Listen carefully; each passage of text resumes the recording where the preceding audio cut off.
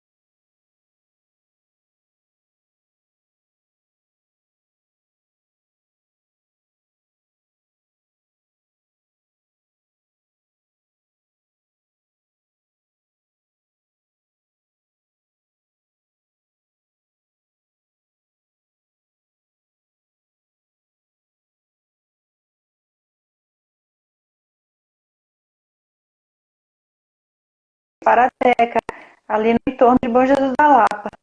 Fazendas, existiam escravizados da família, ou ex-escravizados da família, e Polly aborda bem isso no trabalho dela, né? E continua pesquisando ainda agora.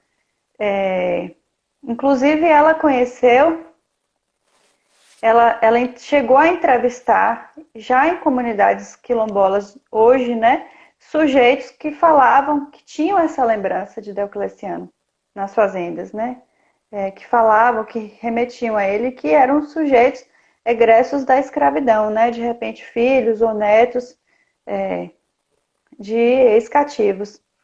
Então, sim, e isso não é nenhum dado absurdo ou coisa do tipo, porque era muito comum, né, que as famílias de posse, né, como era essa família, tivessem sim escravizados. Mas não foi, como eu disse, assim, uma questão que eu adentrei. Aí, continuando, né? Então, acho que eu espero ter respondido. Sim, recém-casado pela terceira vez. Então, todos os filhos dele do terceiro casamento vão nascer em Caetité. E Anísio, ele vai ser... Ao total, ele vai ter 18 filhos. Alguns não sobreviveram, né? Morreram ainda crianças.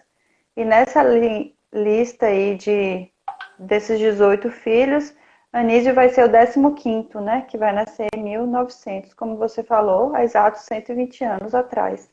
Nasce aqui em Caetité. E, deixa eu ver, continuando aqui.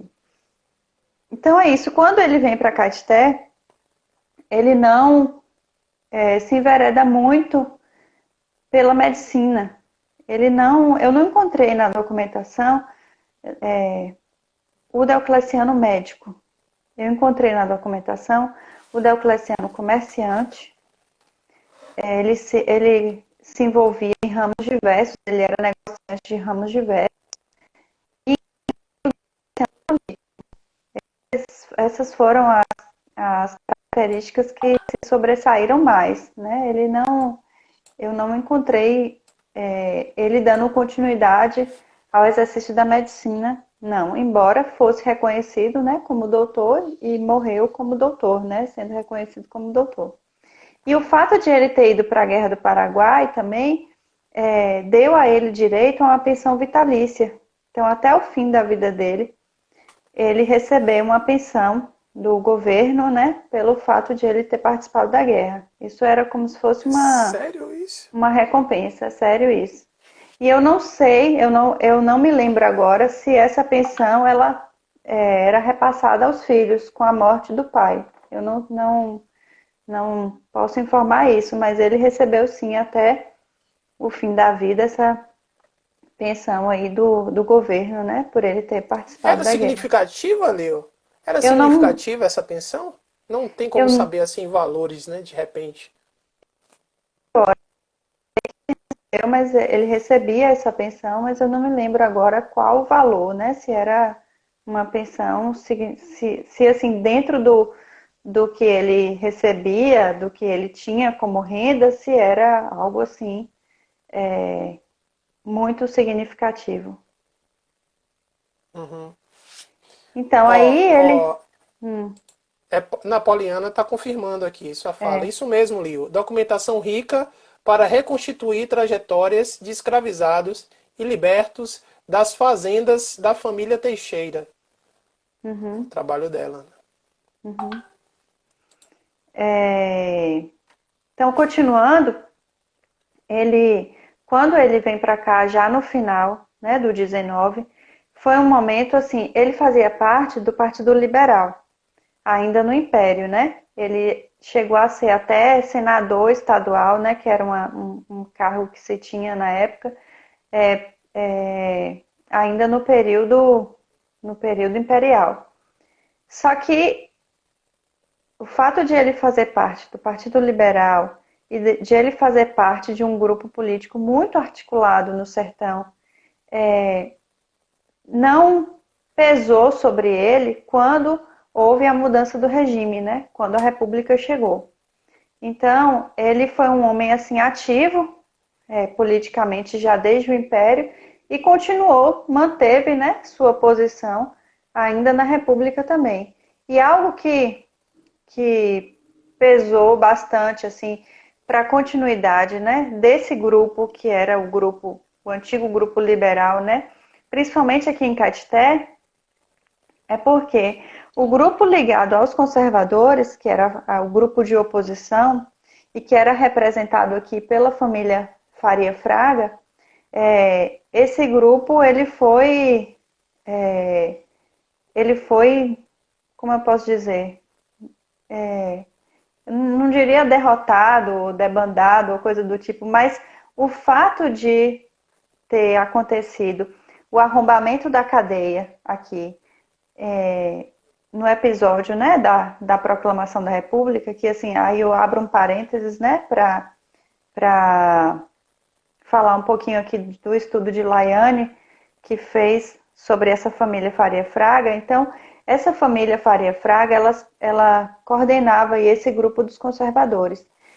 Quando a República chegou, eles se organizaram e falaram, não, agora quem vai mandar somos nós. Então a gente vai organizar uma passeata pela cidade, a gente vai proclamar a República e o João de Farias, que era o líder, disse, eu vou ser o novo mandante da cidade.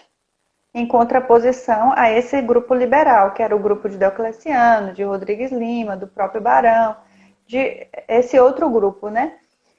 Então, eles chegaram em frente à cadeia, que é a cadeia pública onde hoje é o Arquivo Público Municipal, e eles arrombaram a porta da cadeia e soltaram os presos, em sinal de liberdade, porque o que era a República? Era a liberdade.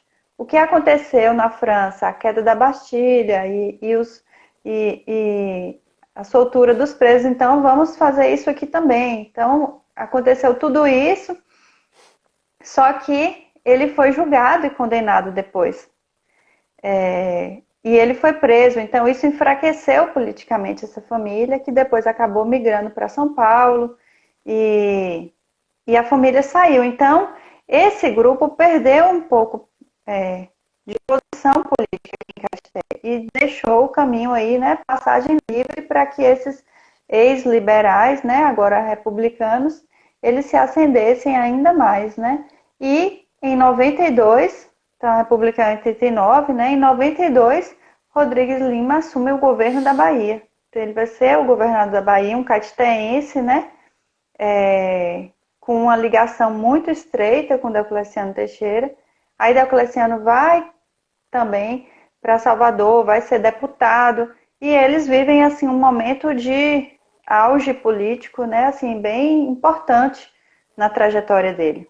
Então, isso quando, mais ou menos? Quando esse auge, mais ou menos? Isso sim. Eu estou falando no final do 19, né? No finalzinho do 19 ainda. No finalzinho do 19 ainda, né? Certo, que é justamente o momento, depois que Rodrigues Lima sai do governo, em 1896, aí tem o sucessor dele, Luiz Viana, e é uma característica assim, que eu observei na trajetória de Diocleciano, que ele foi um fiel vianista. Então, ao longo da vida dele inteira, ele se posicionou ao lado dos vianistas. Tanto que, é nesse período que a escola normal, a primeira escola normal é aberta em Caetité, eles gozavam assim, de bastante prestígio nesse momento, né? Peraí, a primeira escola normal é aberta para o doutor Diocleciano? A primeira escola de formação de professores? Ela é aberta, não, eu não posso dizer que ela é aberta por ele, mas ela é aberta em um momento que o grupo político dele estava em ascensão, no final do 19, né? Certo. E aí, depois, ele, com os sucessores, né, que vem depois no governo do estado, nem com todos ele desfrutou, né, do mesmo privilégio, porque sempre que um grupo se rompia com outro, ele ficava ao lado dos vianistas, né, daqueles que eram reconhecidos como vianistas. E ele foi fiel nesse posicionamento político dele ao longo de 20 anos, mais ou menos, né? Ao longo das primeiras décadas aí do 20, né? Já do século 20, ele se manteve nessa mesma posição, ainda que isso tivesse custado a ele um desprestígio político. Porque posso até confirmar aqui, deixa eu dar uma olhadinha rapidinho. Quando o governador, já que sucede um dos governadores, já no início do século XX, né, rompe com esse grupo vianista, ele também rompe e ele passa a não ter mais o mesmo canal de influência, né, vivendo aqui no sertão, mas não tinha mais o mesmo canal de influência com o governo estadual. E isso vai se perpetuar por algum tempo. E ele se manteve, mesmo assim,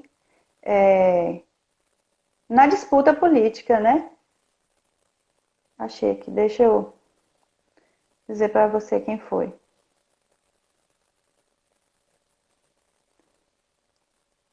Então, até 1897, de 1892, que é quando Rodrigues Lima assume o governo da Bahia, até 1897, foi um momento legal para ele, né? Que o grupo que ele apoiava se manteve no poder. Depois, quem assume o governo da Bahia são os severinistas, né? Que era do governador Severino Vieira. E aí, os vianistas rompem com esse governador, já em 1901. E, justamente em 1903, a primeira escola normal é fechada aqui em Caeté. Então, esse foi um desagravo político para ele, né? O fato de ele ter perdido aí, né, essa conquista que tinha sido de um período em que o grupo político dele estava no poder, né? E aí ele então passa algum tempo afastado desse centro político. Aí quando o governador Seabra vai ser eleito em 1912, ele apoia Seabra. Só que depois, mais uma vez, há um rompimento de Seabra com Luiz Viana. E quando Luiz Viana rompe com Seabra, ele rompe também com os seabristas. E ele se mantém fiel ali a Luiz Viana. E isso vai de 1912 até 1924, que é quando Calmon assume, né, da Bahia. Passei mais ou menos 10 anos, sem contar o período anterior, né, ele passa mais ou menos 20 anos sem ter a mesma repercussão política, embora continuasse sendo um líder político muito importante no sertão. Mas o que acontecia? Como o governo estadual, para você ter ideia, nesse período, ele não conseguiu eleger nenhum intendente em Caeté. Intendente era o cargo correspondente ao de prefeito, né? Ele não conseguiu que nenhum intendente municipal fosse do grupo político dele, fosse aliado a ele. E os políticos que ele apoiavam, quando a gente olha as atas eleitorais, né? Quando a gente vai pesquisar nas atas eleitorais, a gente vê que eles tinham menos votação, menor votação. Então, isso quer dizer que foi um momento em que ele estava mesmo assim, com a influência, né, abalada. Mas ele continuou se articulando o tempo todo e foi um momento muito estratégico da vida dele. Por quê? E essa, assim, é uma característica que eu destaco da personalidade dele. Ele era um homem extremamente estratégico. Sabe aquela coisa, né? No popular, se não dava um ponto sem nó? Ele era assim, ele não dava um ponto sem nó. Ele fazia aqui pensando lá na frente, né?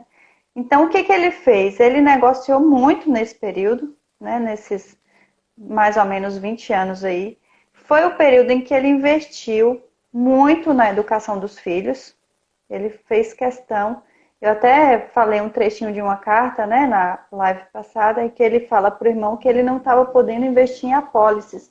Apólice seria como se fosse hoje ações, como se fosse hoje o Tesouro Real, né? Ele comprava apólices do governo, ele comprava apólices de obras do governo, e ele diz assim que ele não tinha podido mais investir em apólices porque a educação dos meninos estava consumindo todo o patrimônio dele. Então ele investiu, ele fez questão, né, de investir na educação dos filhos, e ele se preparou para esse retorno político, para no momento certo, quando ele tivesse a oportunidade, ele então entraria com tudo de volta, né? E E no aí caso foi ele justo. voltou em 24. Não, aí em 22, né, se formou um novo partido político na Bahia, que foi a Concentração Republicana, e esse partido era em oposição ao seabrismo, em oposição à JJ Seabra, né? Então ele ingressa nesse partido, porque ele era anti-seabrista, né? E ele assume, então, essa oposição aqui no sertão. Aí ele começa a fazer aquele trabalho todo meticuloso, né? De escrever cartas. Tem uma correspondência que ele diz assim para o irmão dele que ele está cansado porque ele passa o dia inteiro na banca escrevendo cartas. Então ele escrevia cartas para a gente da região, de toda a região, reativando, né, assim, os velhos amigos e dizendo, olha, agora a gente tem a oportunidade, a gente vai fazer oposição e tal. E em algumas cartas ele recebeu a resposta dizendo assim, eu não tenho como te apoiar, porque se eu te apoiar, a liderança política aqui da minha vila, né, vamos pensar assim, Caeté era a cidade, mas Ibiaçucê, Caculé, Igaporã, a região toda do entorno eram vilas ainda, né? E aí, em cada vila tinha sua liderança política também, né? E essa liderança política, estava ligada aos que estavam no poder na época, né? E alguns diziam, não, eu não tenho como te apoiar agora, porque eu fui coagido pela liderança e tal, tal, tal. E tem uma dessas cartas que ele recebe, se eu não me engano, é de Caculé, de um senhor de Caculé, em que ele fala, né, que ele gostaria muito de apoiar ele, mas que no momento ele não podia. Aí no final da carta ele vai e escreve, né, com a mão, com a letra dele, vós me ser besta.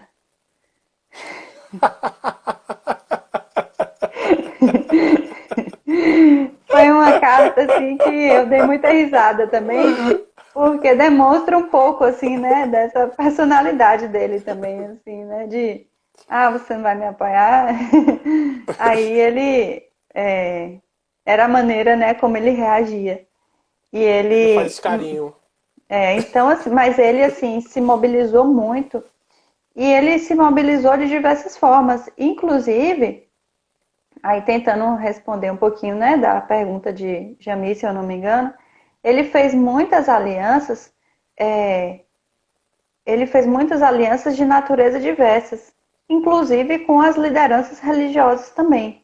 Então, isso contou muito positivo para ele. Ele vivia aqui, mas ele tinha um irmão que trabalhava na alfândega no Rio de Janeiro, que era o irmão Rogossiano, o caçula, né? E Rogossiano tinha um trânsito muito fluente com as lideranças políticas no Rio. Rogossiano frequentava a casa de Rui Barbosa, por exemplo. Era amigo íntimo de Rui Barbosa. Entre outros, né? Ele tinha os seus aliados em Salvador. E ele tinha os seus aliados aqui no sertão também. E um dos seus aliados era o padre... Esqueci o nome do padre. Monsenhor Bastos. O Monsenhor Bastos, né? Que era um forte aliado dele, cabo eleitoral, que se posicionava mesmo politicamente ao lado dele, era uma pessoa íntima dele, e ele, inclusive, ele colaborou, assim, a gente vê isso bem claramente na documentação, para a ascensão religiosa desse padre, né, até ele chegar a Monsenhor e tudo. E tem uma carta muito interessante em que ele, num momento desse crucial assim de disputa política, ele gostaria que o padre Monsenhor Bastos se tornasse bispo de Caeté. Então, o bispo daqui sai e ele vê nisso uma oportunidade de colocar o padre que era amigo e aliado dele, né, como bispo. Então ele Viu? vai... Oi? Lio, eu vou ter que te dar uma interrompida. Eu tava tentando ver se dava para fechar, porque faltam 2 minutos só. Hum, Tá vendo? A gente fica ansioso, mas o uhum, tempo é muito curto. Então, assim, vou ter que interromper para despedir e devolver a palavra para você concluir. Não vai dar mais tempo. A gente vai uhum. precisar de outra live